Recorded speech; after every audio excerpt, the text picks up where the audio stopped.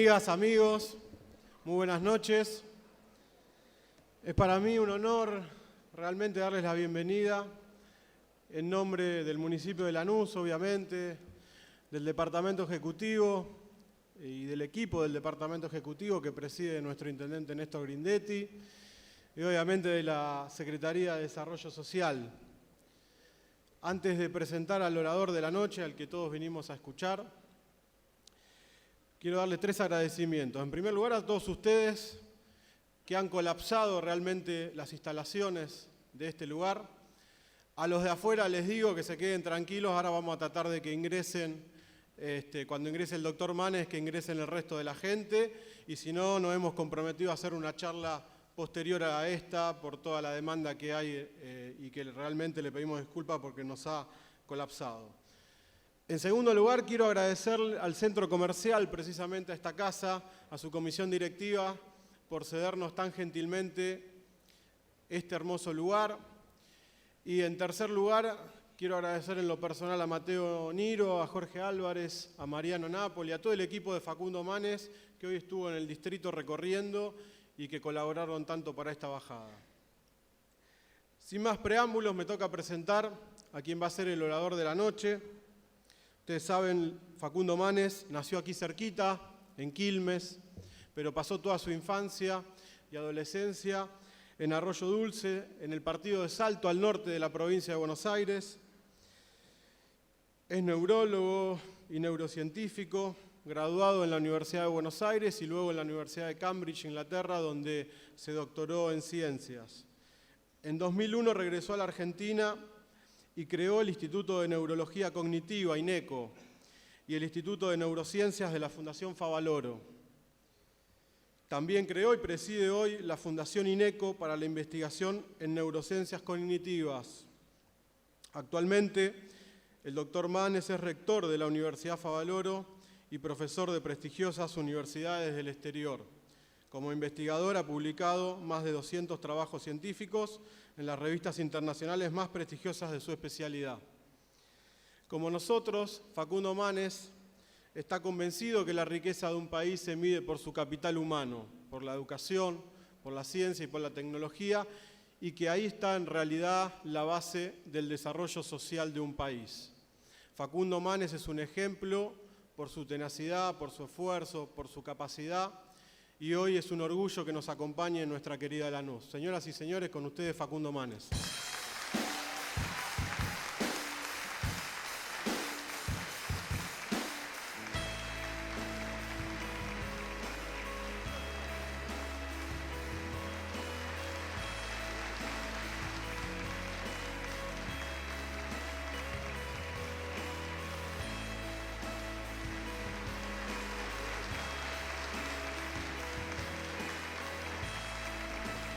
Bueno, realmente es conmovedor y estoy muy emocionado y agradecido de... Está entrando gente porque había mucha gente afuera y por suerte pueden entrar. Les decía que les agradezco de corazón que hayan dispuesto de su tiempo esta noche de frío para venir a charlar acerca del cerebro y también del conocimiento. Sí. Gracias.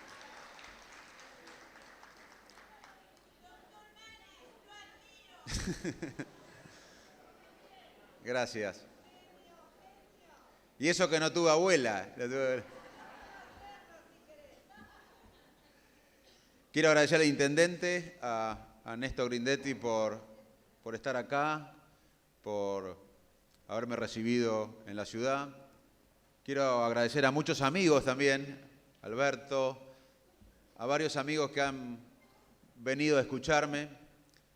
Y no lo tomo como algo personal, esta convocatoria, esta energía que se ve acá, sino lo tomo como parte de una sociedad que desesperadamente necesita pensar en largo plazo, inspirarnos en el paradigma que tenemos que adoptar los argentinos, que es el conocimiento. Así que les agradezco de corazón, pero esta convocatoria habla de ustedes, no de mí. De ustedes, de una sociedad que quiere poner la educación, la tecnología, la ciencia, la honestidad, el largo plazo, como prioridad. Así que los felicito a ustedes por esta energía y estas ganas de pensar el cerebro y el país juntos.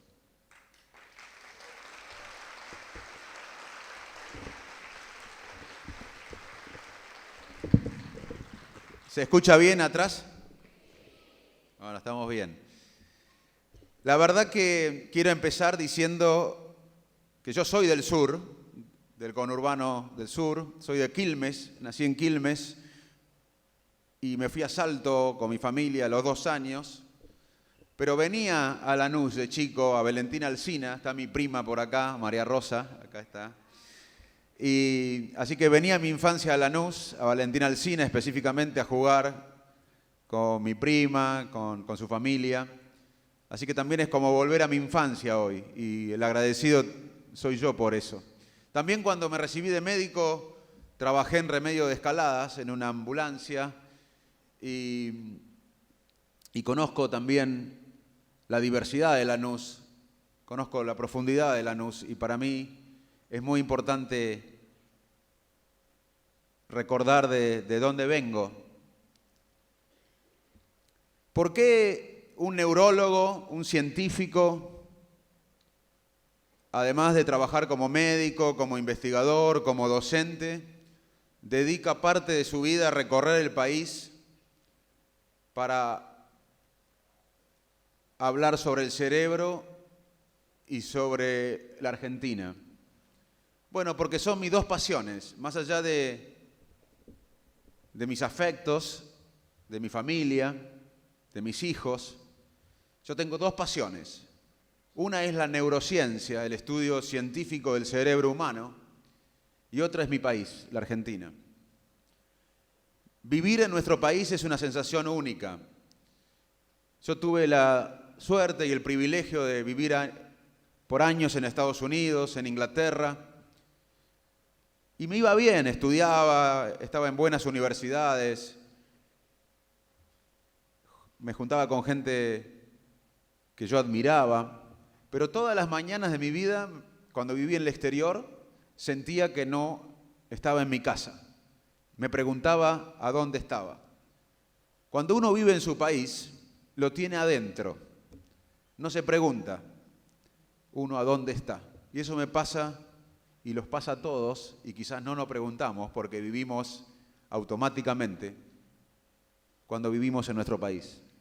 Está el país adentro de uno y uno está dentro del país. Así que para mí es muy importante recorrer cada punto de la Argentina y hablar con cada argentino para explicarle lo maravilloso que es nuestro cerebro, cómo funciona, pero además para explicarle mi opinión sobre qué es el conocimiento y la importancia de un país en el conocimiento. Hoy la riqueza más importante de un país no es el recurso natural. Obviamente que es importante el recurso natural, pero ya no es tan importante como antes. Si Luxemburgo, un país que no tiene soja, nos compra la soja, toda la soja de Argentina la compra Luxemburgo, y Luxemburgo, con la soja que nos compró y con conocimiento, hace productos con valor agregado a la soja y los vende, va a ganar más plata Luxemburgo que nosotros que tenemos la soja. Hoy lo importante es el conocimiento, el valor agregado. Y eso surge del cerebro. El capital más importante de un país es el capital mental de los ciudadanos. Es la riqueza que tenemos acá adentro. Y de eso voy a hablar. De la inteligencia, de la emoción, de nuestra conducta, de la creatividad. Y al final de la charla voy a hablar y a reflexionar con ustedes sobre la Argentina y sobre el futuro, básicamente. La neurociencia, que es mi pasión, es una rama de la ciencia que estudia científicamente el cerebro. En las últimas décadas aprendimos más sobre cómo funciona el cerebro que en toda la historia de la humanidad. ¿Por qué? Porque los países han puesto como prioridad el estudio de la mente humana, porque nos permite entender quiénes somos, porque nos permite aprender a vivir mejor. Europa tiene un proyecto millonario para entender el cerebro. Estados Unidos ha puesto la neurociencia como prioridad de la ciencia americana. En todo el mundo hay mucho apoyo para estudiar el cerebro. Hay miles de investigadores brillantes en todo el mundo estudiando nuestra mente y hay nueva tecnología. Esto ha hecho que en las últimas décadas hayamos aprendido más sobre el cerebro que en toda la historia de la especie humana. Aprendimos muchísimo a detectar enfermedades de una forma temprana para poder ayudar a los pacientes y a las familias. Las enfermedades del cerebro son la principal causa de discapacidad en el mundo. Repito, las enfermedades del cerebro son la principal causa de discapacidad en el mundo, más que el cáncer y más que la enfermedad cardiovascular. Y cuando hablamos de enfermedades del cerebro, no hablamos solamente de Alzheimer, de Parkinson, de accidente cerebrovascular, de esclerosis múltiple, de traumatismo de cráneo. También hablamos de ansiedad crónica, patológica, de insomnio crónico, de depresión, de estrés crónico. O sea, como verán, es muy frecuente la enfermedad del cerebro, por eso la gente está interesada. Pero además, las sociedades en todo el mundo están cada vez más interesadas en cómo funciona nuestra mente, cómo tomamos decisiones, cómo memorizamos, cómo surge el proceso creativo, qué es la inteligencia, la ciencia lo puede medir, cómo es la inteligencia colectiva, cómo percibimos el mundo, vivimos en forma automática, somos conscientes. Todas esas preguntas las aborda la neurociencia. Cuando yo regresé a la Argentina en el 2001, de haber estado en Inglaterra y en Estados Unidos estudiando estos temas, el escenario en la Argentina era el siguiente. Había grandes neurólogos, grandes psiquiatras, grandes neurocirujanos, investigadores en ciencias básicas estudiando la memoria en animales y el psicoanálisis. Pero no existían las neurociencias cognitivas, que es la rama de la neurociencia que estudia los procesos que nos hacen humanos. La toma de decisiones, la inteligencia, la percepción, la memoria, las emociones. Y había que enseñarle a la sociedad también que en el mundo se investigaba el cerebro humano, la mente, con la metodología científica. Y eso me llevó a divulgar este fascinante tema y también a construir institutos. El Instituto INECO, luego tuve el privilegio de ser convocado por la Fundación Favaloro para desarrollar el Instituto de Neurociencias de la Fundación Favaloro. Luego la Universidad Favaloro me dio el honor de ser rector de esa universidad y de poder contribuir con mi granito de arena para continuar el legado de uno de los argentinos más importantes del siglo XX, el doctor René Favaloro.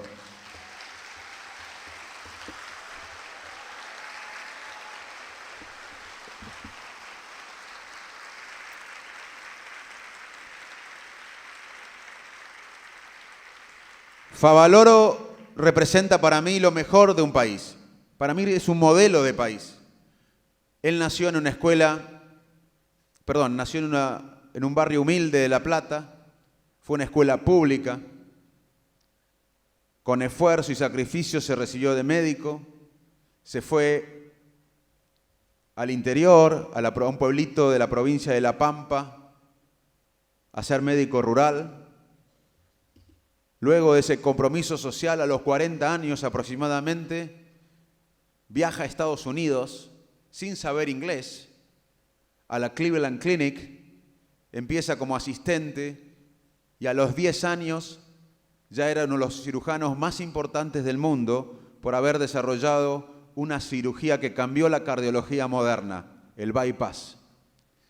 Cuando era requerido por los mejores institutos del mundo, decide volver a la Argentina y desarrollar la Fundación Favaloro y la Universidad Favaloro. Favaloro representa la educación pública, el ascenso social por el mérito, el esfuerzo, la mirada a largo plazo, el compromiso social, involucrarse en el mundo, sobresalir, pero luego comprometerse con su país.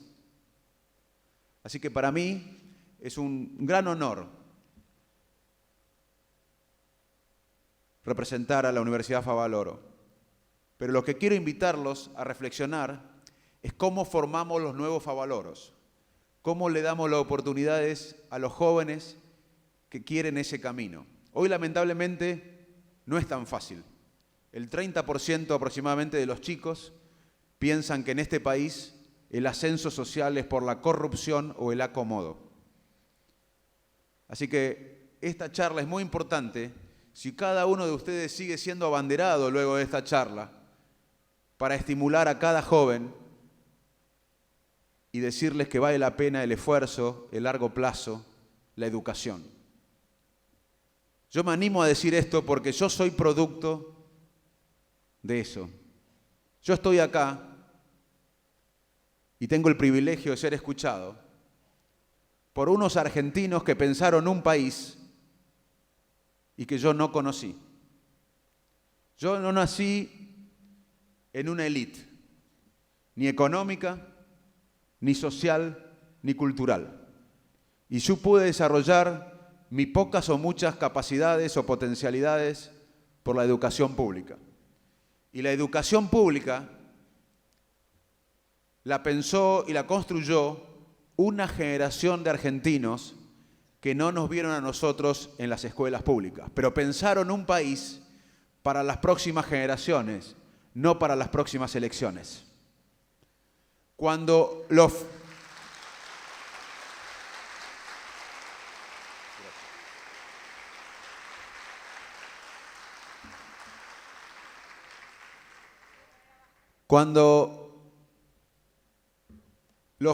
patriotas que hicieron la educación pública en la Argentina pensaron una escuela gratuita, igualitaria, de calidad, este país tenía 78% de analfabetos. El 80% de la población era analfabeta en este país, en 1869. Esos patriotas que hicieron la educación pública lograron que en 1947, décadas más tarde, muchos de ellos se murieron, obviamente, pero en 1947, décadas más tarde, este país tenía menos analfabetos que Italia y España. O sea que en la Argentina no tenemos que inspirarnos en Finlandia o en Japón o en Corea del Sur para la revolución educativa. Acá la hicimos. Estos patriotas, al construir la educación pública, que fue una revolución, cambiaron el país. Y hoy estamos en un desafío similar. ¿Por qué? Porque hoy 1/3 de nuestra sociedad está en la pobreza. 4 millones de chicos menores de 17 años viven en la pobreza. Y hoy la ciencia sabe que la pobreza tiene un impacto negativo en el cerebro. No hay que ser neurólogo ni científico para saber que la desnutrición produce atrofia cerebral. Pero lo que estoy diciendo es que aunque alguien coma bien, aunque alguien se alimente bien, si no tiene un propósito en la vida, una misión, no va a poder salir de la pobreza. Lamentablemente, la situación de pobreza genera conductas que hace que la gente se perpetúe en la pobreza. Y ese es nuestro desafío, no solo lograr que los chicos coman bien en un país que genera alimentos para 10 argentinas, sino además darle una vivienda digna, pero además de todo eso, darle un contexto positivo, donde puedan desarrollarse, mirar el largo plazo, no el día a día. Alguien que vive en el contexto de pobreza solamente piensa en la hora siguiente, en qué va a comer o en la noche a dónde va a dormir. Y un país es como una familia, pero más grande. Nosotros, si tenemos hijos, y algunos andan bien y otros andan mal, nos dedicamos al que anda mal. Y como país, los que podemos comer, dormir en forma confortable, pensar en largo plazo, además de preocuparnos por nosotros, tenemos que preocuparnos por el tercio que está en la pobreza. Más allá de eso, la educación argentina hoy no tiene una buena calidad. Y lamentablemente, donde nacemos en este país impacta en la calidad educativa que vamos a tener. Y yo, como todos ustedes, no nos resignamos a que esto sea así. Nosotros tenemos que lograr que no importa dónde nazca un chico en este país, que tenga las mismas posibilidades de desarrollar su potencialidad. Hoy,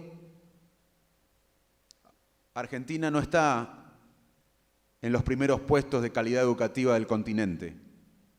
Hace un tiempo éramos los líderes en la educación pública de América Latina. Hoy muchos de nuestros vecinos nos han pasado. De 100 chicos que entran a la primaria, solamente se reciben 37, 40 en la secundaria. Y de los 37, 40 que se reciben en la secundaria, solamente la mitad comprende un texto complejo. O sea que la mayoría de nuestros chicos no comprende un texto complejo. La pobreza, la baja calidad educativa, el bajo respeto a la ley, las instituciones débiles, nos ponen un desafío casi similar a los que tuvieron los fundadores de la educación pública, hacer una revolución a largo plazo que no vamos a ver. Y por eso es importante que la sociedad se comprometa, porque no podemos desligarnos solamente con votar. Esto no lo puede cambiar por más buena intención que tenga un intendente, un gobernador, un presidente, un gabinete. Esto lo tiene que cambiar la sociedad. La sociedad tiene que acompañar y comprometerse para esta revolución del conocimiento que necesitamos.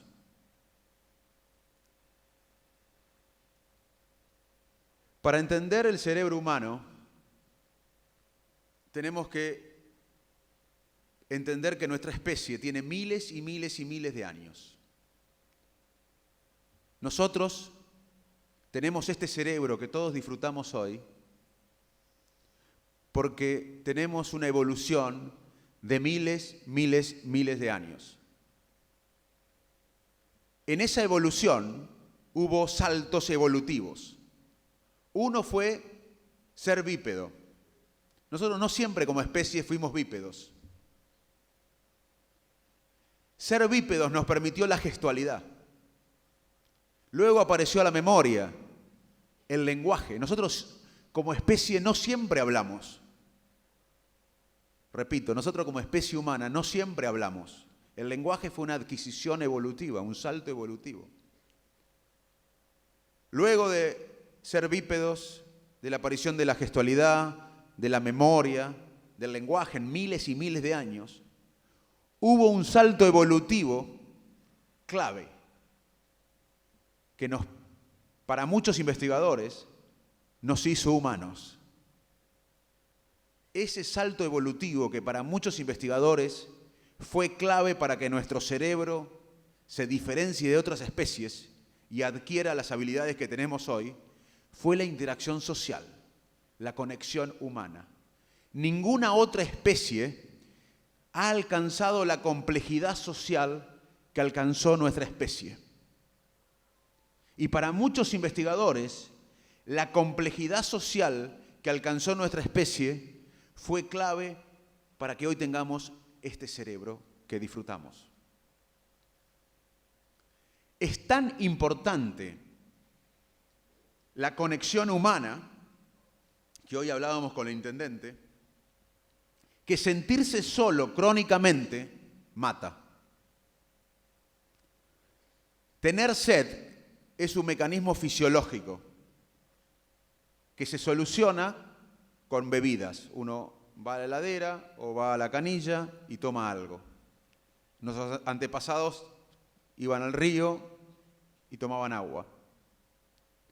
Tener hambre también es un mecanismo biológico que se soluciona, los que pueden, con comida o abriendo la heladera. Nuestros antepasados tenían que cazar animales para comer y sobrevivir. Pero cuando nos sentimos solos, que también es una necesidad biológica, ¿qué hacemos si no tenemos conexiones sociales desarrolladas? No es tan fácil como abrir la heladera y agarrar agua o comida.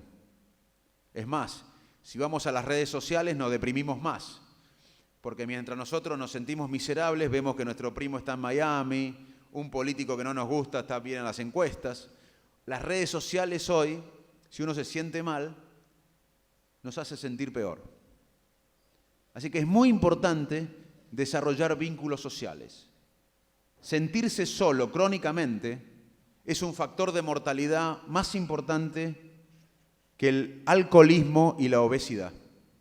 Sentirse solo crónicamente es un factor más importante de mortalidad que el alcoholismo y la obesidad. Por eso celebro que el intendente hoy me contaba que en Lanús él va a tratar de estimular la conexión social, que adultos mayores vayan a enseñar a los chicos o puedan brindar sus conocimientos en forma intergeneracional. Eso es muy importante. Las políticas públicas en el futuro y en el presente tienen que ver con la conexión humana.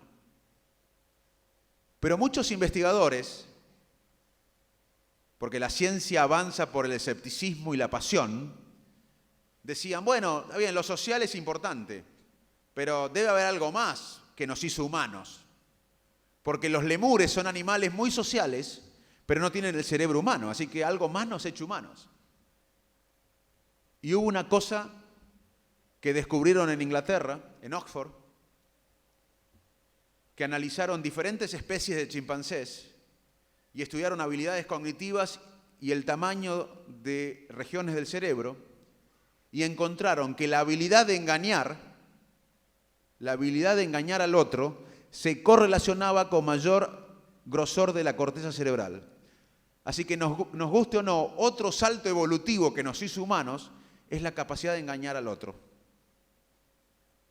Es más, los autistas tienen un déficit fundamental en engañar al otro, son literales.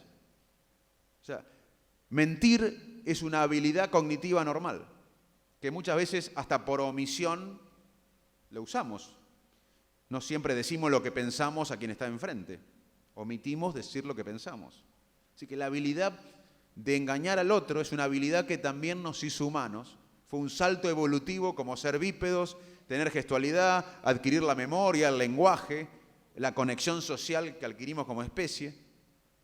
Y no solo la capacidad de engañar al otro, sino la capacidad de engañarnos a nosotros mismos. Nosotros somos muy buenos en engañarnos a nosotros mismos. Pensamos que somos más lindos de lo que somos, pensamos que somos más inteligentes que lo que somos, pensamos que vamos a resolver los problemas en forma más fácil de lo que la realidad nos muestra. Es más, los que son bastante realistas son los depresivos. Hay una condición que se llama realismo depresivo. Los depresivos tienen un gran realismo. Si ven a alguien muy realista, sospechen si no está depresivo.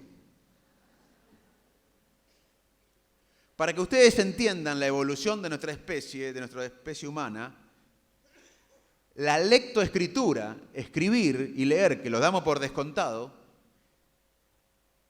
es algo muy reciente en nuestra evolución. La lectoescritura tiene 5 o 7 mil años nada más. O sea que la mayor parte del tiempo, nuestra especie no leyó ni escribió. En este contexto de evolución, nuestro cerebro, por suerte, desarrolló un sistema de toma de decisiones que usamos la mayor parte del día, que es automático. No llega a la conciencia. Está influido por la emoción del momento y por experiencias previas, aprendizajes previos y emociones previas, en un contexto que cambia permanentemente. Así vivimos, en piloto automático. Repito, en estos miles y miles de años de evolución, por suerte, no por casualidad, nuestro cerebro desarrolló un sistema de toma de decisiones que usamos la mayor parte del tiempo, que es automático, no es consciente. Está basado en la emoción del momento.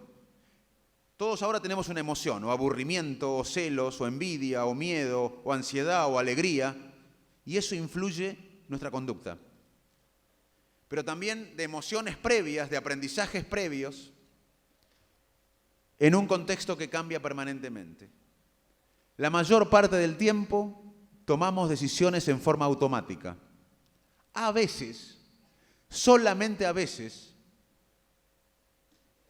tenemos un mecanismo de toma de decisiones racional, lógico, deliberado.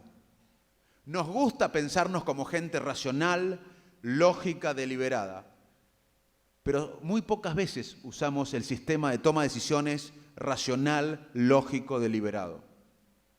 ¿Por qué?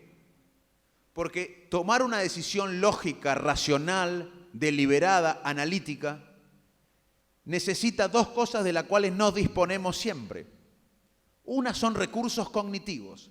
Los recursos cognitivos son limitados. Esto nos damos cuenta, por ejemplo, si un sábado a la tarde estamos en casa y decimos, bueno, no hacemos nada, vamos a descansar. Y nos tiramos en el sillón con el celular. Y empezamos a chequear email, WhatsApp, Twitter, Facebook, el diario 1, el diario 2. A la media hora estamos agotados, estresados y agotados. Y no decimos nada. ¿Cómo que no? Utilizamos los recursos cognitivos, que son limitados.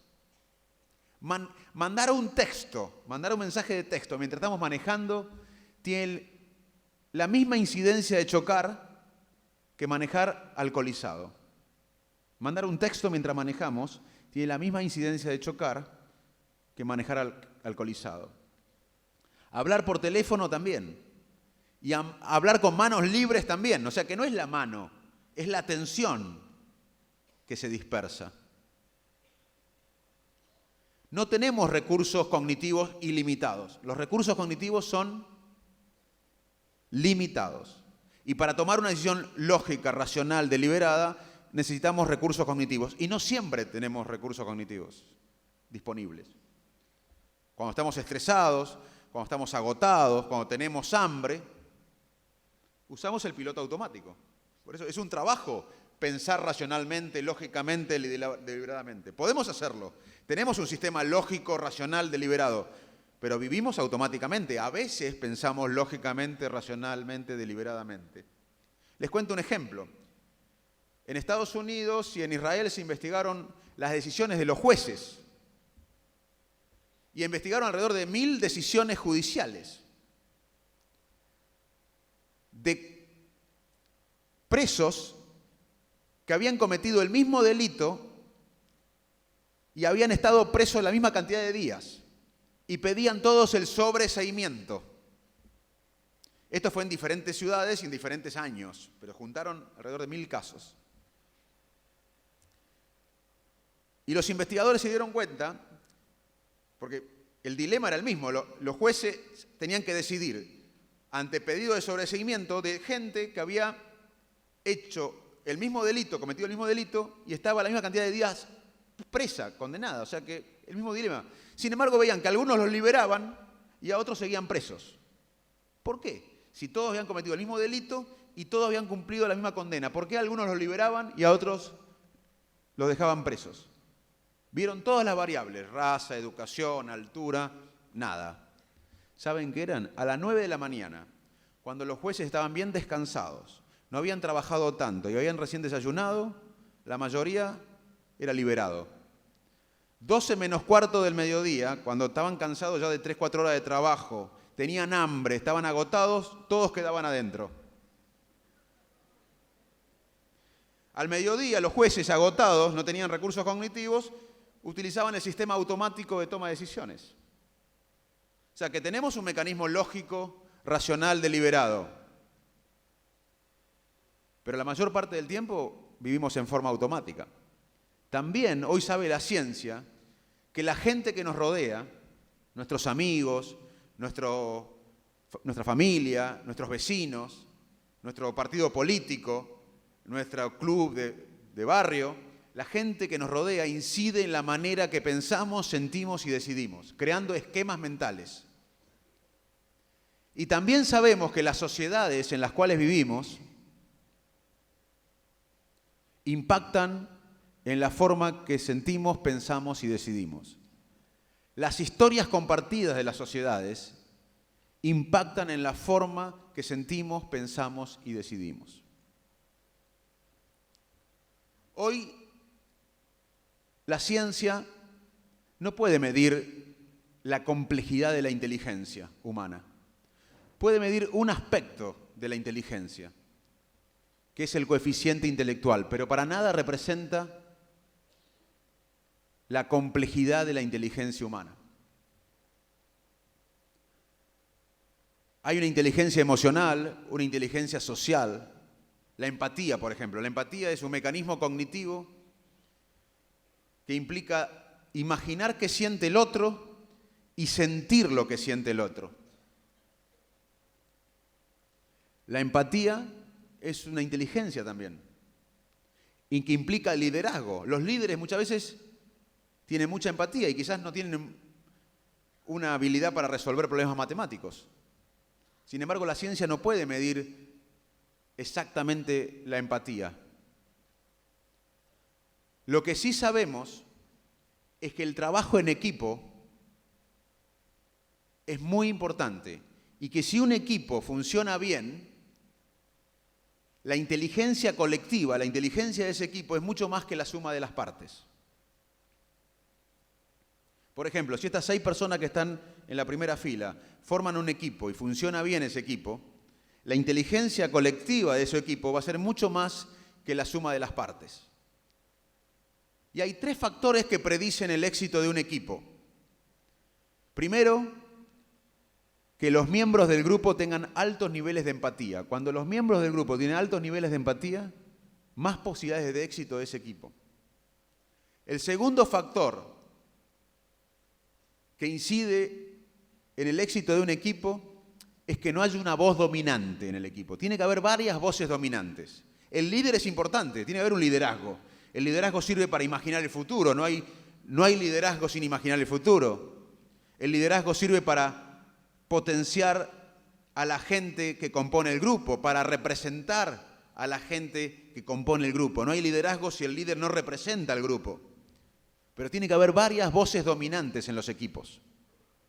Y el tercer factor que predice el éxito del equipo es la presencia de mujeres en los equipos. La presencia de mujeres en los equipos es clave para predecir el éxito de los equipos.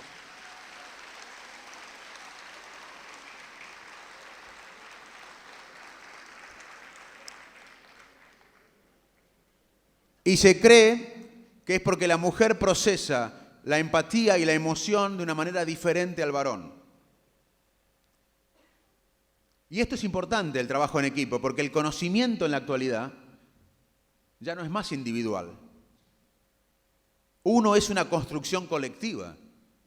Yo estoy acá hoy hablando así porque hay muchísimos investigadores que me dan respaldo científico en los laboratorios de INECO, de la Universidad Favaloro, porque mi familia y mis afectos me contienen, porque mi secretaria me organiza la vida. Sería un grave error que yo considere que estoy acá por mí mismo. Hoy uno es una construcción colectiva y el conocimiento en cualquier área hoy se genera en equipo. Ya no hay más Einstein, ya no hay más Pasteur. Hoy el conocimiento, tanto en la ingeniería, en la matemática, en la física, como en las ciencias humanísticas, se genera en equipo. También la ciencia sabe bastante de cómo se origina el proceso creativo. Todos tenemos la potencialidad creativa. Todos podemos tener una idea creativa, pero hay que trabajar para eso. No va a aparecer de repente una idea creativa. No vamos a ir caminando. Les puedo asegurar que todos nos vamos a morir.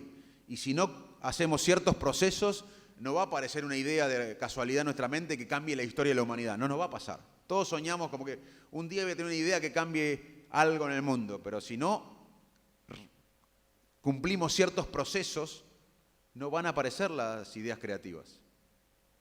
Lo primero que hay, el primer proceso, la primera etapa de la creatividad es la preparación. Que esto puede requerir muchos años, prepararse en una disciplina, en un área, en un tema, aprender. Mañana yo voy a ver pacientes a la tarde neurológicos, muy complejos quizás, con diagnósticos difíciles. Yo si no tuviera ya años de médico y de neurólogo, no podría ni empezar a pensar qué diagnóstico tiene el paciente. Yo tengo una preparación de años. Pero aunque tenga esa preparación, si luego no me concentro en los síntomas del paciente y empiezo a pensar obsesivamente qué tiene ese paciente, porque por más que tenga preparación, hay diagnósticos que el médico no sabe porque son difíciles o infrecuentes. Entonces, además de la preparación de años, yo para hacer un diagnóstico voy a tener que ir a la biblioteca o ir a internet, pensar y estar obsesivo en este dilema de qué tiene el paciente. Eso se llama un proceso de incubación. Primero preparación, que puede requerir años, y luego de incubación. Pero luego, quizás, por más que me piense en el diagnóstico, no aparece la solución. Y me voy a dormir, o me voy a correr, o voy al gimnasio, voy a tomar mates y aparece el diagnóstico. Porque cuando el cerebro no hace nada, cuando nos relajamos, cuando dormimos, cuando estamos entredormidos, cuando nos tiramos en el sofá o vamos a caminar, el cerebro procesa información que adquirió cuando estaba atento. Así que otra fase para el proceso creativo es que nos relajemos. Primero, preparación, que puede requerir años en un tema o en varios temas. Luego, incubación, que pensemos un dilema en forma obsesiva, pasional. Luego, que nos relajemos. Además, para crear hay que estar un poco loco. No mucho, pero un poco loco. Y hay que estar preparado para equivocarse. Para crear es necesario equivocarse muchas veces. Y acá tenemos la sociedad y la escuela que estigmatizan el error. Uy, se equivocó, uy, se va a equivocar, uy, me voy a equivocar, me equivoqué. Hay que equivocarse. Nadie ha creado algo importante sin equivocarse muchas veces. Y también hay que vivir en un contexto creativo, hay que generar un contexto creativo. ¿Por qué Silicon Valley hoy produce más tecnología que cualquier región del mundo? Porque hay un contexto creativo. ¿Por qué Florencia en una época determinada tuvo a Miguel Ángel, tuvo el Renacimiento? Porque había un contexto creativo.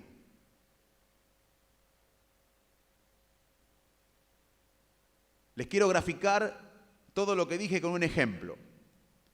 Con el músico Paul McCartney. Paul McCartney escribió Yesterday después de soñarla. La melodía de la canción Yesterday la soñó. Pero antes él era músico, tenía años de preparación. Yo por más que duerma 20 años seguidos, no voy a soñar nunca la melodía de Yesterday. Él tenía años de músico. Luego tenía mucho tiempo de pensar esta melodía, nueva melodía que no le salía. Estaba trabajando y no le salía. Se fue a dormir, se relajó y apareció la melodía, se levantó y la escribió. O sea que para que surja el proceso creativo hay que estar preparado, luego apasionado, motivado, luego relajado, en un contexto creativo, estar un poco loco y además estar preparado para equivocarse. Volviendo al principio de la charla, nuestro país, necesitamos inspirarnos como sociedad. Necesitamos tener un nuevo paradigma, como lo fue la democracia. En el 83, los argentinos nos unimos para cuidar este paradigma de la democracia. Y hoy vivimos en democracia. Pasan los presidentes y la sociedad cuida la democracia. No es perfecta, pero tenemos democracia. Y en el 83, radicales, peronistas, gente de derecha, de izquierda, clase alta, clase baja, en las canchas de fútbol decían que queríamos democracia. ¿Qué paradigma tenemos hoy? ¿Cuál es el paradigma de hoy? Para mí, humildemente, es el conocimiento. Es un paradigma que nos puede unir a los argentinos más allá de las diferencias. Porque a los argentinos nos separa el pasado. Y a los argentinos, lamentablemente, también nos separa el presente. Tenemos que ser creativos para encontrar un paradigma que nos una. Y para mí es el conocimiento. El conocimiento es un paraguas que incluye los pilares del desarrollo. Incluye cuidar el cerebro de los ciudadanos, no solo de los chicos bajo estados de vulnerabilidad o de pobreza, también de los adultos mayores jubilados, que tienen que seguir aprendiendo y estimulados hasta el último día de la vida, porque hay que jubilarse de lo que no le gusta, pero hay que vivir apasionado y aprendiendo hasta el último día de la vida, porque el cerebro del adulto mayor, cuando aprende algo nuevo, genera más conexiones neuronales que incluso cuando un joven aprende algo nuevo. Así que hay que cuidar el capital mental, que es lo más importante de un país. Eso está incluido en el paradigma del conocimiento. Hay que mejorar la calidad educativa, que como dijimos es mala. Y ahí tenemos un desafío, la sociedad, porque hemos dejado solos a los docentes. Los hemos dejado solos a los docentes con el principal trabajo de un país, que es educar a los jóvenes. Tenemos que apoyar a los docentes, además de pagarlos bien, tenemos que ponerlos como el trabajo más prestigioso de una sociedad. Si nosotros no ponemos a los docentes como el trabajo más prestigioso, no tenemos futuro.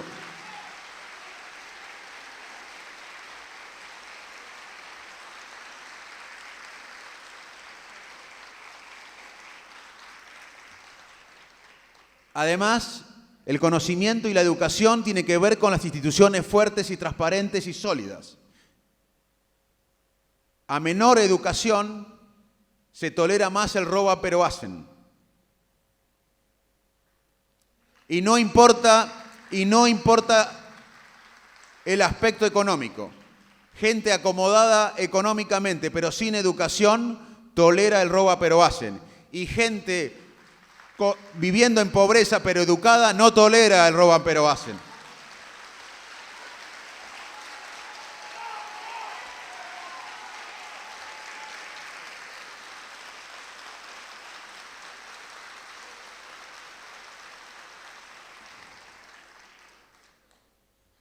Y además, el conocimiento también es clave para otro pilar del desarrollo, además del primer pilar que es el capital mental, del segundo pilar que es la educación de calidad, el tercer pilar que es las instituciones fuertes, el cuarto pilar es la infraestructura. La infraestructura, obviamente, como ustedes saben, tienen que ver con el conocimiento. Así que los argentinos tenemos que ser creativos y tratar de unirnos con un nuevo paradigma que hoy necesitamos desesperadamente. Y el paradigma es el conocimiento. Y la sociedad tiene que vigilar y cuidar esto. No podemos dejar a los dirigentes honestos y bien intencionados solos. Tenemos que acompañarlos, porque estos procesos necesitan de una sociedad comprometida. Así que, volviendo al principio de la charla, por eso estoy recorriendo el país con este pensamiento, con el pensamiento de la ciencia moderna, de la innovación, de la educación y la tecnología. Los países ricos y pobres no se diferencian por los recursos naturales ni por los recursos financieros. Se diferencian por el capital mental de los ciudadanos.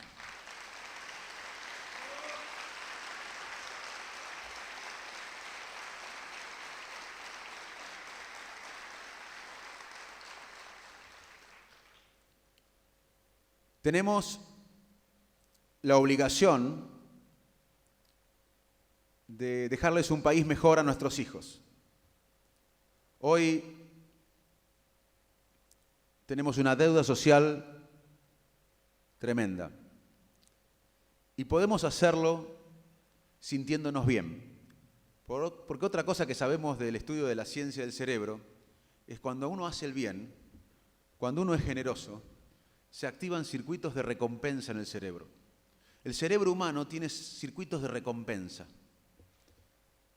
Esto se descubrió en unos animales que les ponían un electrodo en zonas profundas del cerebro.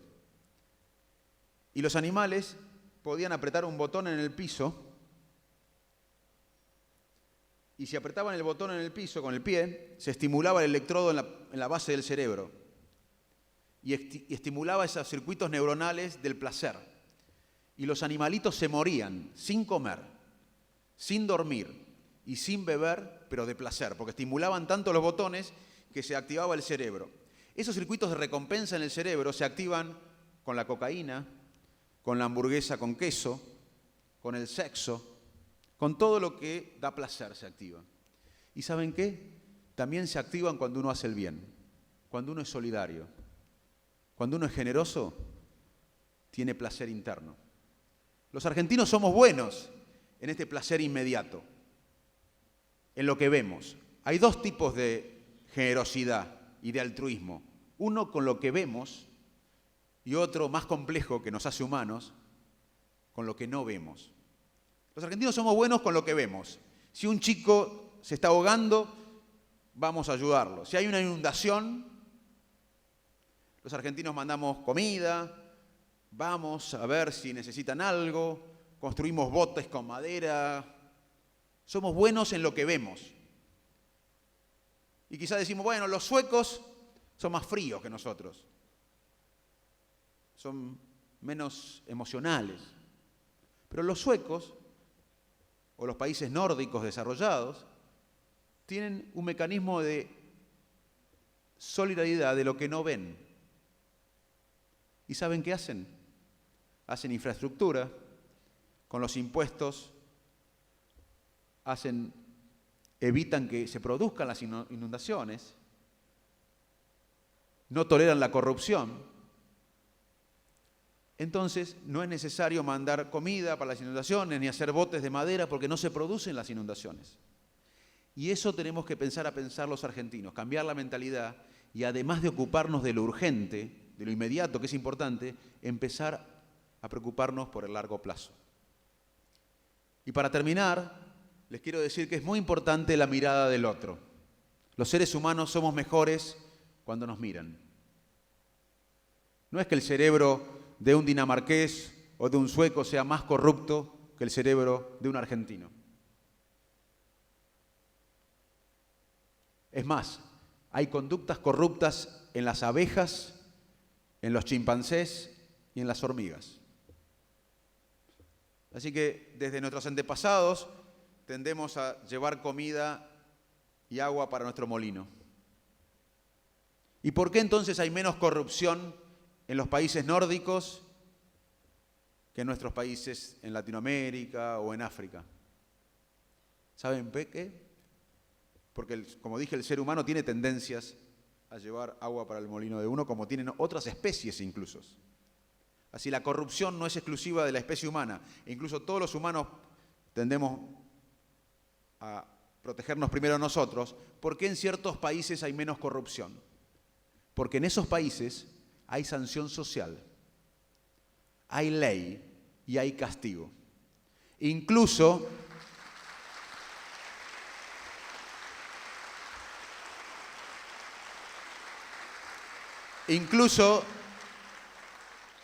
hay experimentos que muestran que con miradas artificiales, con ojos en las paredes, con miradas en las paredes, los seres humanos tendemos a ser mejores. Aunque no sea alguien real que nos mire, si nos miran ojos, somos mejores. Así que lo que quiero transmitir para terminar esta linda jornada es que la sociedad, nosotros, tenemos una gran responsabilidad. Tenemos que ser los artífices de nuestro destino. No hay un boicot internacional para que la Argentina no sea inclusiva y sea desarrollada. Depende de nosotros. Tenemos muchos problemas, algunos los describimos, pero ya lo hicimos acá, hicimos revoluciones que nos permitieron ser en una época el foro económico, educativo, cultural de América Latina.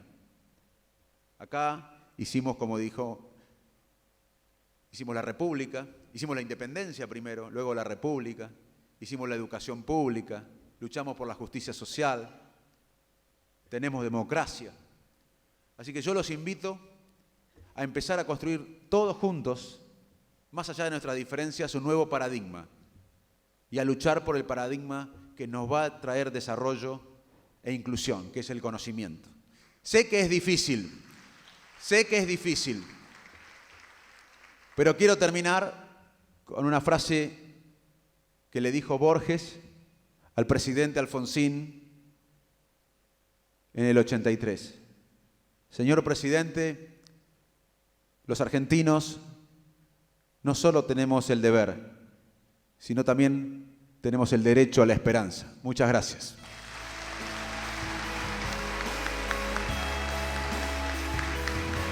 Lo despedimos de pie, por supuesto, como se merece. Un lujo tenerlo hoy aquí. Agradecemos la presencia de todos ustedes, por supuesto, del gran Facundo Manes por estar hoy aquí. Bien fuertes esos aplausos. Agradecemos la presencia de todos ustedes y en especial a la Secretaría de Desarrollo Social, por supuesto, por organizar esta magnífica actividad. A cargo de Emiliano Bursese y toda su gente, por estar hoy aquí disfrutándolo a Facundo. Un placer realmente. En nombre del municipio de Lanús, tengan todos muy buenas noches y desde ya, muchísimas gracias. Nos vemos la próxima.